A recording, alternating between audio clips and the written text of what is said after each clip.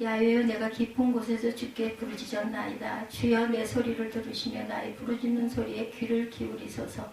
야외여 주께서 죄악을 지켜보실진데 주여 누가 서리이까.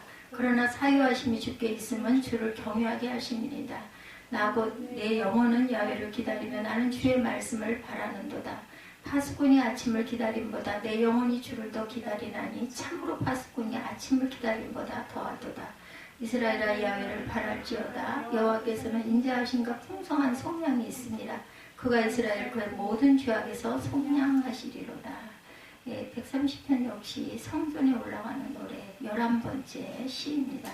쭉 보면은 성전에 올라가는 노래가 지금 122편부터 시작해서 122편, 120편에도 성전에 올라가는 노래 이렇게 나타나 있고 11번째 노래라는 거 거기 소개표인 것 같아요. 120편부터 그죠? 120편부터 119편이 워낙 길어가지고 119편은 아니고 120편부터 그래서 130편이 11번째 120편부터 시작되어 있는 11번째 노래 후제는 죄를 용서하신 하나님입니다. 죄를 용서하신 하나님 앞에서 내 죄를 깨닫고 부르짖는 모습이 130편의 주요 내용이고 자기 죄 문제로 깊은 고민에 빠진 시편 기자의 모습이 2절에 보면 이스라엘은 이제 말하기를 그들이 내가 어릴 때부터 여러 번 나를 적군이죠. 적국들이 그들이 내가 어릴 때부터 여러 번 나를 괴롭혔으나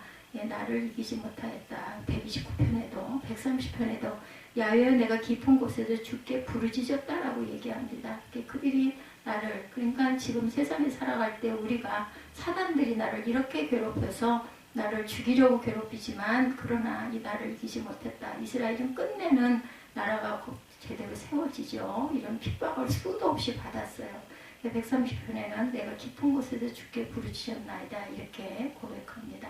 그런데도 주님께서는 내 소리를 들으시고 나의 부르짖는 소리에 기울여 주시옵소서. 3절에 야훼 주께서 죄악을 지켜보실 줄인데 주여 누가 서리이까. 그러나 사유하심이 주께 있으면 주를 경외하게 하십니다.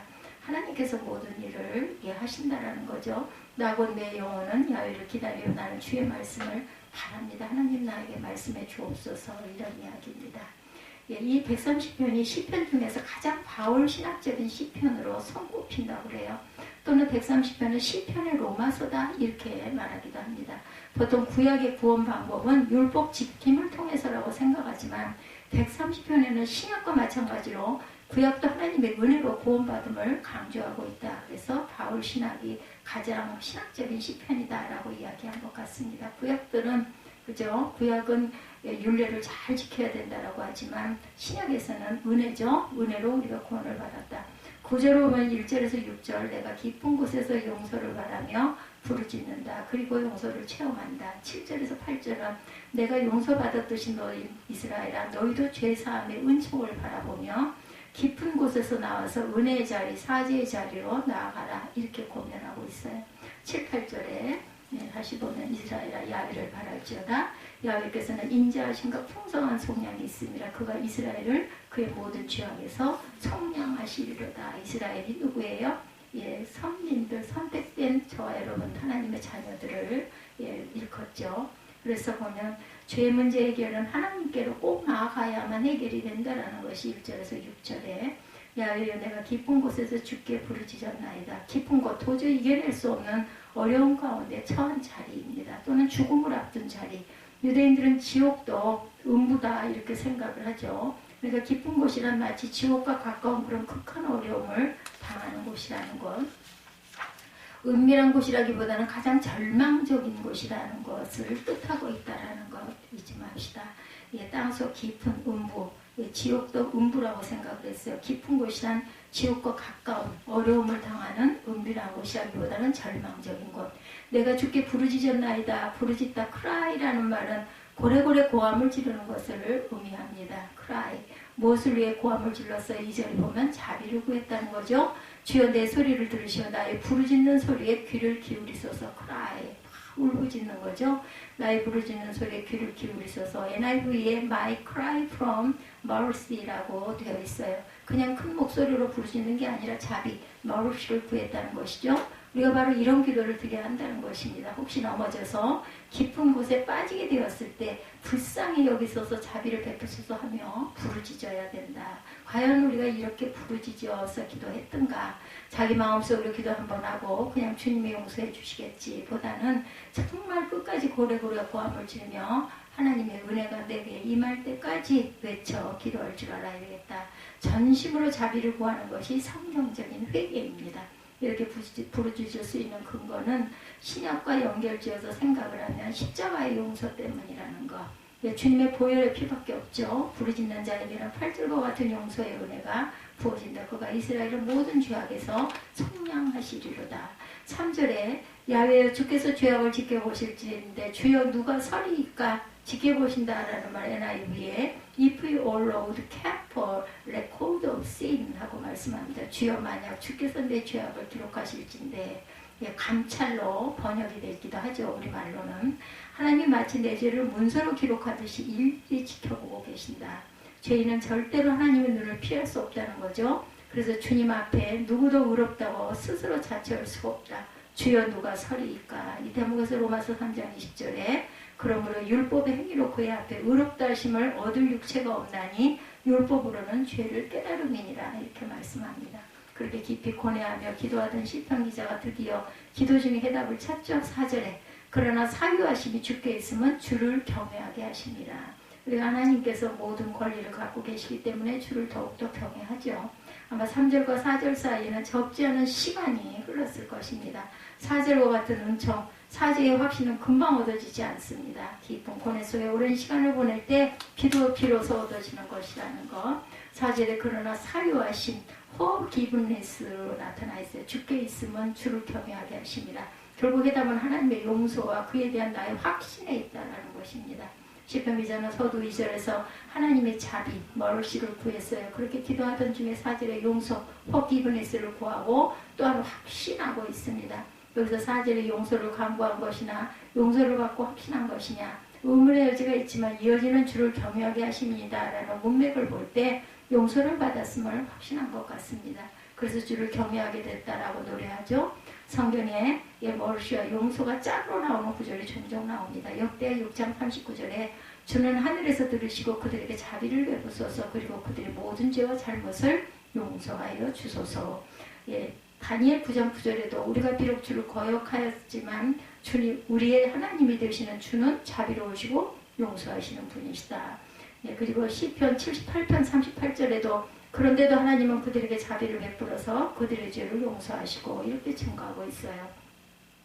우리가 자비를 구할 때 하나님은 용서하신다는 것입니다. 그러므로 죄인이 해야 할 일은 하나님의 자비를 부르짖는 것이다. 죄인이 자비죄를 해결하는 길은 자기 스스로 해결해야 되겠다고 생각하며 방법론을 찾는 것은 자멸하는 길이라는 것. 죄인이 자비죄를 해결하는 길은 자기 스스로 해결이 아니라 십자가의 주님께로 가야 한다. 그것이 가장 빠르고 정확한 해결책이다. 로마서 3장 25절입니다. 이 예수를 하나님의 그의 피로 인하여 믿음으로 말미암는 화목제물로 세우셨으니 이는 하나님께서 길이 참으시는 중에 전에 지은 죄를 간과하심으로 자기의 의로우심을 나타내려 하심이니. 이 구절에서 간과란 기록 말소라는 뜻입니다. 지나쳤다. 말소. 죄인이 간과의 은혜를 받는 길은 예수께로 가서 부르짖는 것이다. 시편 130편의 저자가 그렇게 해서 간과하심을 받은 것이죠. 과거에 로널드 레이건 대통령 시절에 전해진 이야기입니다. 그는 비록 지식적으로 탁월한 식견을 가지지는 않았지만 그의 능력은 문제가 생기면 누구와 상의해야 하는지 누구에게 물어봐야 할지를 정확하게 알았다는 거죠. 대단한 능력이죠. 이거 아주 굉장히 중요합니다. 신앙인들도 마찬가지라는 거. 우리가 죄를 지으면 죄 문제가 생기면 누구와 상의해야 하는지 정확하게 알아야 한다. 그분은 바로 예수 그리스도이시다. 사유하심이 주께 있사오니 130편 4절이죠.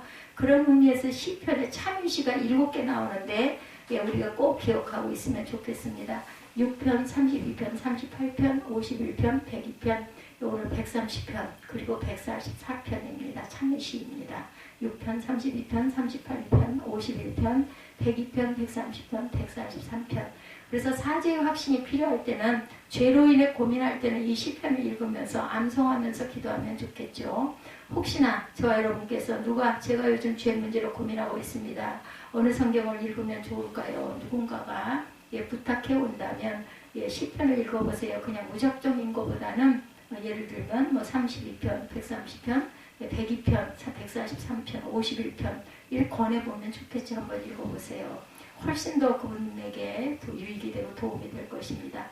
여러분의 성경책 어디에 볼펜으로 또 이렇게 표시를 해두면 좋겠죠. 약간 그 앞만 보면 이렇습니다. 6편 2절에서 3절에 보면 야훼여 내가 수척하였사오니 긍휼이 여기 있어서 야훼여 나의 뼈가 떨리오니 나를 고치소서 나의 영혼도 심히 떨리나이다. 야훼여 어느 때까지니까 6편에 이렇게 증거합니다. 시편 32편 1절에서 4절에도 하물의 사함을 얻고 그 주의 가림을 받는 자는 복이 있도다. 마음에 간사가 없고 야훼께 정죄를 담지 않는 자는 복이 있도다. 내가 토설치 아니할 때 종일 신음함으로 내 뼈가 쇠하였도다. 주의 손이 쥐하로 나를 누르시오니 내 진액이 화하여 여름 가뭄에 마름 같게 되었나이다. 38편 3, 4절에도 주의 진노로 인하여 내 살에 성한 곳이 없사오니 나의 죄로 인하여 내 뼈에 평안함이 없나이다. 내 죄악이 내 머리에 넘쳐 무거운 짐 같으니 감당할 수 없나이다. 이렇게 외치는 거죠. 이거 하나님 도와주옵소서 하고 102편 24절에도 나의 말이 나의 하나님이여 나의 중년에 나를 데려가지 마옵소서 주의 연대는 대대에 무궁하나이다. 아마 이거는 병으로 인하여 고통받으면서 절망 가운데 있을 때 기도하면 좋겠죠. 143편 2절과 6절에 보면 주의 종에게 심판을 행치 마소서 주의 목전에는 의로운 인생이 하나도 없나이다. 주를 향하여 손을 펴고 내 영혼이 마른 땅같이 주를 사모하나이다. 이렇게 고백합니다. 5절과 6절에도 나 곧 내 영혼은 여호와를 기다리며 나는 주의 말씀을 바라는도다. 파수꾼이 아침을 기다림보다 내 영혼이 주를 더 기다리나니 참으로 파수꾼이 아침을 기다림보다 더하도다. 143편 2절과 5절 6절의 말씀에 이렇게 증거하고 있습니다. 군대 가서 밤새도록 보초를 속은 사람들, 남성분들 얘기를 가끔 들어보면 5절 기다림의 간절함을 잘 나타내고 있다고 그래요. 시인이 사죄의 은총을 구하는 것을 보초가 아침을 기다린 것 같다라고 노래합니다. 아주 간절한 기다림이죠. 얼마나 긴 밤이겠어요. 그 시간 지나가는 게. 자기 힘으로 스스로 해결하지 못하고 풀지 못한다라는 것. 오직 주님이 해결해 주셔야 하고 풀어주셔야 풀린다라는 것. 시인은 그래서 오직 주님만을 간절히 기다리고 있습니다. 주님의 자비와 용서를 간절히 구하고 있다. 이것이 바로 복음이죠. 우리의 죄의 문제는 바로 이렇게 주님만이 해결해 주실 수 있다. 오직 주님의 십자가 앞에서 내 모든 죄가 용서되는 그 복음이 우리 마음에 넘쳐나시기 바랍니다. 이전에 내가 용서받았듯이 이스라엘아 너희도 죄사함의 은총을 바라보아라. 7, 8절에 증거하죠. 이스라엘아 야훼를 바랄지어다. 여기서는 인자하심과 풍성한 속량이 있습니다. 깊은 수렁 속에 있는 사람들은 빨리 그리스도의 십자가 앞으로 가라는 권면이죠.